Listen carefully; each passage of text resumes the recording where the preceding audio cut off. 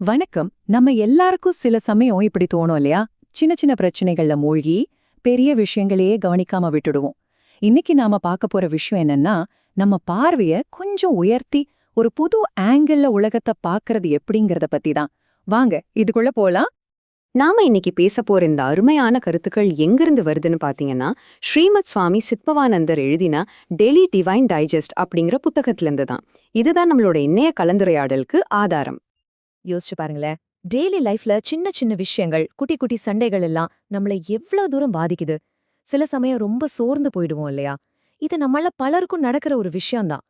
சரி, இதுல இருந்து வெளியே வர்றதுக்கு என்ன வழி? இந்த புத்தகம் ஆரம்பிக்கிறதே ஒரு சிம்பிளான ஆனா ரொம்ப பவர்ஃபுல்லான ஒரு உவமையோட தான். பாக்குறக்கே இது ஒரு பிசிக்கல் கம்பேரிசன் மாதிரி தெரியும், ஆனா நம்ம மனசுக்கு இது ஒரு பெரிய பாடத்தை சொல்லிக் கொடுக்குது. இந்த வரிகளை கொஞ்சம் நல்லா கவனிங்க. நாம ஒரு ஃப்ளைட்ல ரொம்ப உயரமா பறக்கும்போது என்னாகும்? கீழே இருக்கிற மேடு பள்ளம், பில்டிங்ஸ் எதுவுமே தெரியாது. எல்லாம் மறைஞ்சு ஒரு விஷாலமான சமமான நிலப்பரப்பு மட்டும்தான் கண்ணுக்கு தெரியும். இந்த ஒரு உவமை தான் நம்ம இன்னைக்கு பேச போற எல்லா விஷயத்துக்கும் அச்சாணி. இப்ப பாருங்க, இந்த ரெண்டு பார்வைக்கும் எவ்ளோ பெரிய வித்தியாசம் இருக்குன்னு. நாம தரையில நிக்கும்போது நம்ம கண்ணுக்கு என்னெல்லாம் தெரியுது? மேடு பள்ளம், பிரிவுகள், இதுலதான் நம்ம கவனம் இருக்கு. ஆனா மேல போக போக அந்த குட்டி குட்டி டீடைல்ஸ் எல்லாம் காணாம போய் எல்லாமே ஒன்னா சேர்ந்து ஒரு பெரிய படமா தெரியுது. இதுவே ஒரு பெரிய பெர்ஸ்பெக்டிவ் ஷிஃப்ட் இல்லையா? ஓகே, ஃப்ளைட்ல பறக்கறத பத்தி பேசிட்டோம். இப்ப இதே அனலாஜிய, இதே உவமைய நம்ம மனசுக்கும் அறிவுக்கும் எப்படி அப்ளை பண்றதுன்னு பார்க்கலாம் வாங்க. இந்த புத்தகத்துல வர்ற இந்த ஒரு லைன் ரொம்ப முக்கியம். இதுதான் நம்மள அந்த பிசிக்கல் வியூல இருந்து மென்டல் வியூக்கு கூட்டிட்டு போகுது. அதாவது உடம்பால மட்டும் இல்ல, மனசாலையும் நம்மால உயர பறக்க முடியும். அப்படின்னா என்ன? மனசால உயர்றதுனா என்ன? சிம்பிளா சொல்லணும்னா, நம்மளோட அப்போதைக்கு இருக்கிற சின்ன சின்ன கவலைகளை, பிரச்சனைகளை தாண்டி யோசிக்கிறது தான். அந்த குட்டி வட்டத்துல இருந்து மனசை வெளியே கொண்டு வந்து தி பிகர் பிக்சரை பாக்குறது. சரி, அப்படி மனசளவுல உயரமா போகும்போது என்னெல்லாம் நடக்கும்? நம்ம கிட்ட இருக்கிற எந்த மாதிரியான நெகட்டிவ் விஷயங்கள், பிரிவினைகள் எல்லாம் காணாம போகும்னு அடுத்து பார்க்கலாம். நம்ம பார்வை அப்படி உயர்த்தும் போது முதல்ல பாருங்க, இந்த அற்பத்தனம், அதாவது பெட்டியா யோசிக்கிறது, அப்புறம் சமூக பழக்க வழக்கங்கள்னு சொல்லி நாமளே போட்டுக்கிட்ட தடைகள், குறுகிய மனப்பான்மை, மதவெறி மாதிரி விஷயங்கள் இதெல்லாமே தானா கரைஞ்சு போயிடுமா.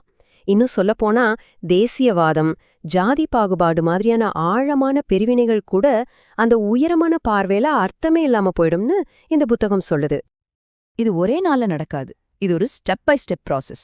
முதல்ல அறிவு ரீதியா உயரமா போகும்போது அற்பத்தனம் போகுது.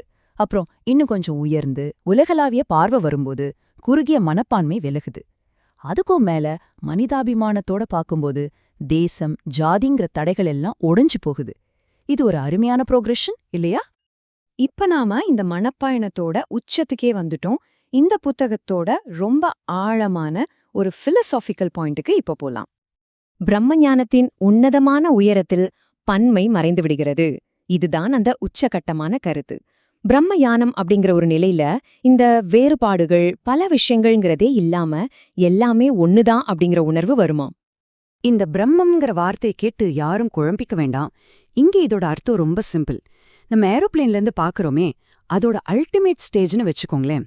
உயரத்திலிருந்து பார்க்கும்போது எப்படி மலை, காடு, நதின்னு எல்லாம் சேர்ந்து ஒரே நிலமா தெரியுதோ, அதே மாதிரி இந்த பிரபஞ்சத்துல இருக்கிற எல்லாமே அடிப்படையில ஒண்ணுதான் புரிஞ்சுக்கிற ஒரு முழுமையான நிலைதான் அது. இங்க ஒரு முக்கியமான விஷயத்த புரிஞ்சுக்கணும். இது வேறுபாடுகளே இல்லைன்னு சொல்றது கிடையாது. ஆனா அந்த எல்லா வேறுபாடுகளுக்கும் கீழே எல்லாத்தையும் இணைக்கிற ஒரு பொதுவான உண்மை இருக்கு, ஒரு ஒற்றுமை இருக்குன்னு பாக்குறது. பூக்கள், மரங்கள், மனிதர்கள்னு பாக்குறதுக்கு வேற வேற மாதிரி இருந்தாலும் எல்லாமே ஒரே பிரபஞ்சத்தோட வெவ்வேறு வடிவங்கள் தான் புரிஞ்சுக்கிறது தான் இது. சரி, இவ்வளோ பெரிய தத்துவம் எல்லாம் பேசிட்டோம். இதை நம்மளோட பிராக்டிக்கல் லைஃப்க்கு எப்படி கொண்டு வர்றது? அதுக்கான கடைசி கட்டத்துக்கு நாம வந்துட்டோம். மொத்தத்துல நம்ம தெரிஞ்சுக்க வேண்டிய விஷயம் ஒன்னே ஒண்ணுதான்.